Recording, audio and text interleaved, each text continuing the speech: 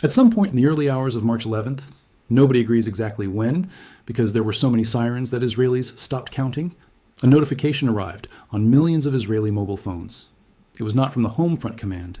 It was not from the IDF. It was not a government alert. The message was signed by the Islamic Revolutionary Guard Corps. In plain text, sent directly to Israeli civilian phones, it said, "Your government is lying to you. Missiles are on their way. No shelter can keep you safe." That message arrived in the middle of the longest sustained overnight missile barrage Tel Aviv had experienced since this war began. For approximately 3 hours, Iranian ballistic missiles and drones arrived in waves over central Israel.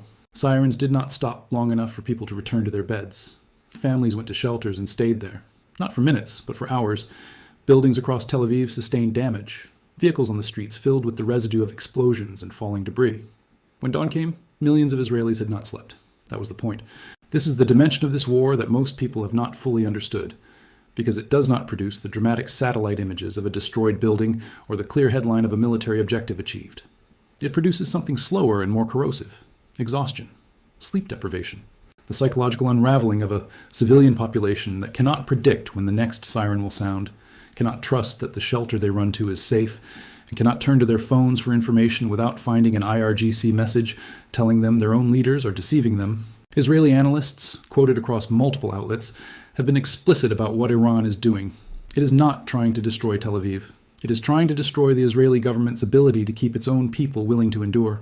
The Al Jazeera correspondent in the West Bank reported this verbatim, that Iran's strategy is to keep millions of Israelis in shelters throughout the night, creating political pressure so intense that the Israeli government loses the domestic mandate to continue the war.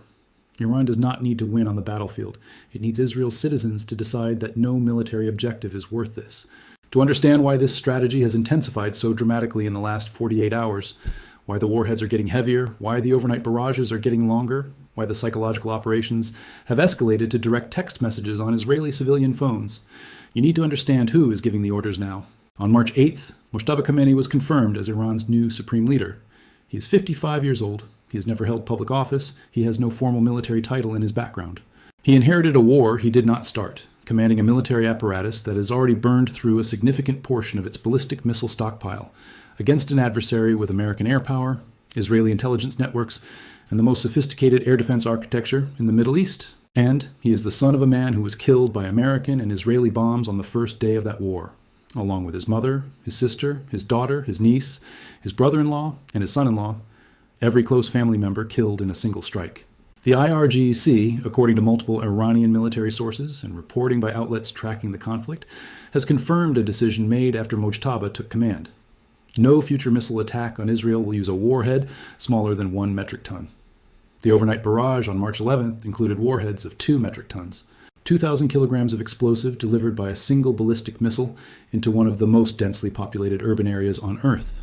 For context, the warhead that collapsed the civilian bomb shelter in Beit Shemesh on March 1st, the strike that killed 9 people even inside a reinforced underground structure, weighed approximately 500 kilograms. Mojtaba Khamenei's first command decision was to quadruple the minimum destructive payload of every missile Iran fires at Israel. That is not a military calculation.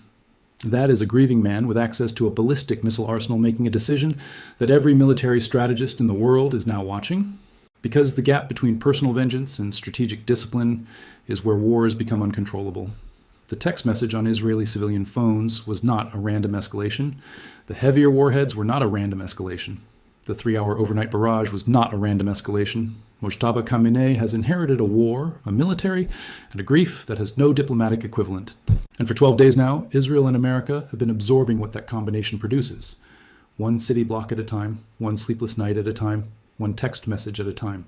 The information war running alongside the physical war is something neither government wants you to examine too closely, because both sides are fighting it, both sides are losing control of it, and the gap between what both governments are saying and what is actually happening has become one of the defining features of this conflict.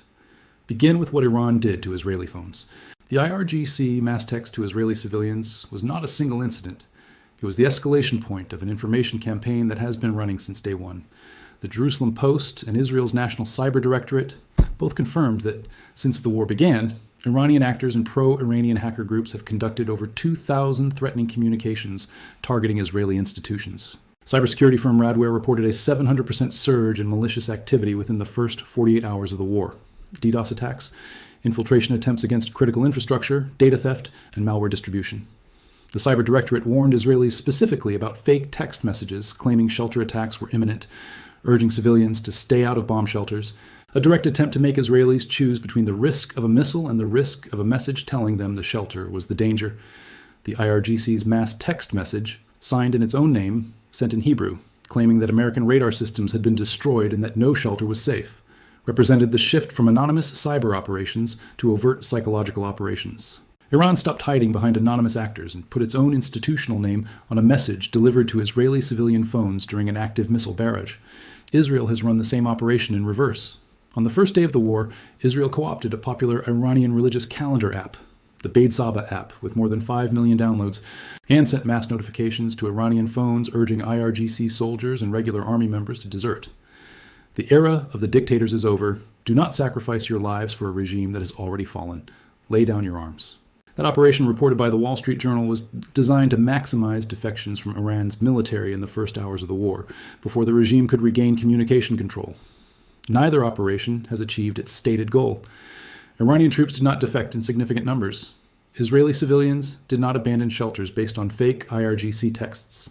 But both operations have done something else. They have created an environment in which both populations no longer fully trust any information reaching them, from their own governments, from the other side, from their phones, from official channels. In a war where managing civilian resolve is as important as battlefield outcomes, that trust collapse is itself a strategic weapon. Now look at what is happening inside that information vacuum on the American side.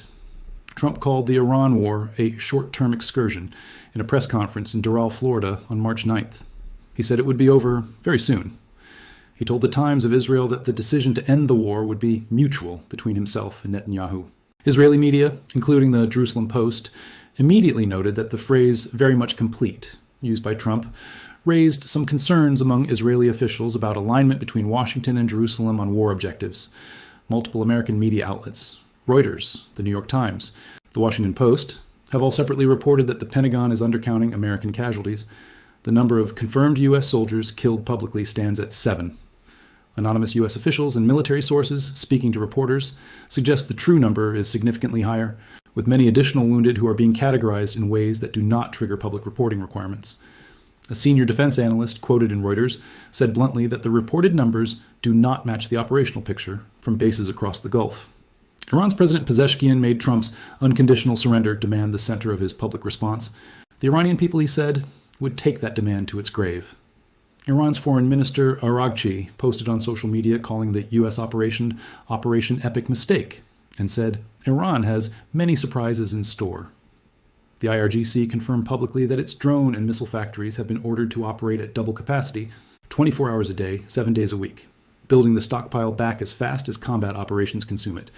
And through all of this, through the contradictory statements, the undercounted casualties, the heavier warheads, the text messages on civilian phones, the Trump press conference calling a war entering its second week a short-term excursion, the people of Israel are running to shelters at 3 a.m. and finding, on their phones when they get there, a message from Iran telling them their government is lying.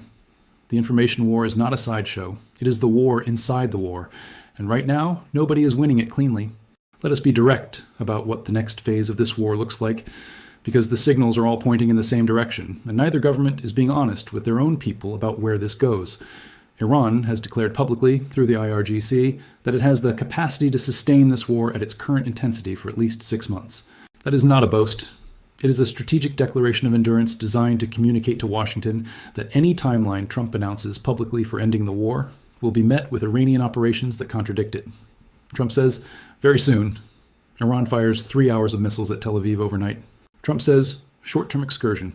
Iran sends text messages to Israeli civilian phones at 3 a.m.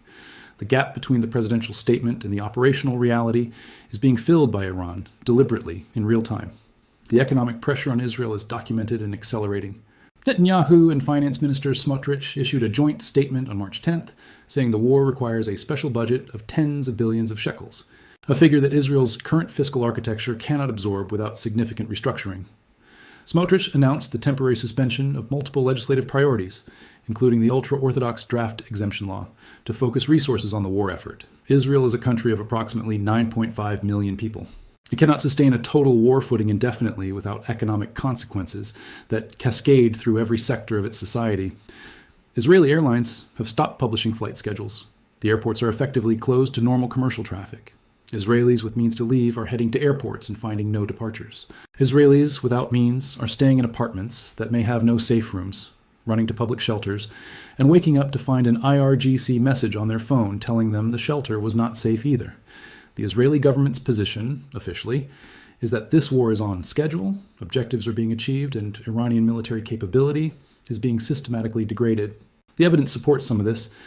U.S. CENTCOM confirmed that Iranian ballistic missile launches dropped approximately 90% from day 1 to day 6, the result of Israeli and American strikes destroying over 300 Iranian mobile missile launchers. Iran's Navy has been described by the White House as combat ineffective, after American forces sank more than 50 Iranian naval vessels. B-2 stealth bombers dropped bunker-penetrating munitions on deeply buried Iranian missile sites. But the rate of launches, dropping 90% from 90 per day, still means launches happening every day. Missiles are still reaching Tel Aviv. Cluster warheads are still scattering submunitions across central Israeli neighborhoods. Overnight barrages are still preventing millions of people from sleeping. And Iran, according to its own public statements and the factory orders that have been confirmed, is building new missiles and drones as fast as it fires the ones it has. Washington Post reporting confirmed that a few senior Israeli officials have begun asking privately how this war ends. They are not calling for surrender. They are asking a question that has no official answer.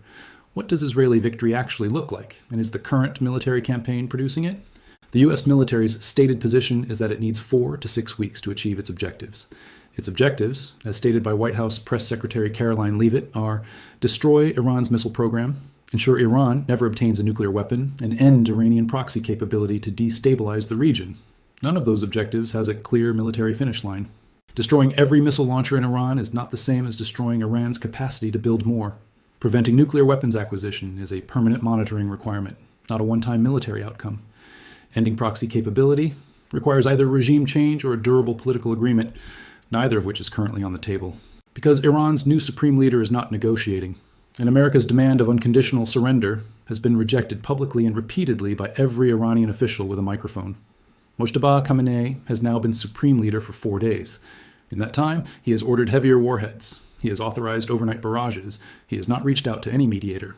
He has not signaled any interest in any ceasefire under any terms. He has, according to the IRGC's own public statements, given standing orders to sustain the war at maximum intensity. A man who lost his entire family in a single airstrike, holding the command authority over the largest missile arsenal in the Middle East, with 3 nuclear powers backing him and his factories running double shift, is the person that America and Israel need to either defeat or negotiate with. There is no third option in this war. The text messages will keep coming. The missiles will keep flying. The overnight sirens will keep sounding.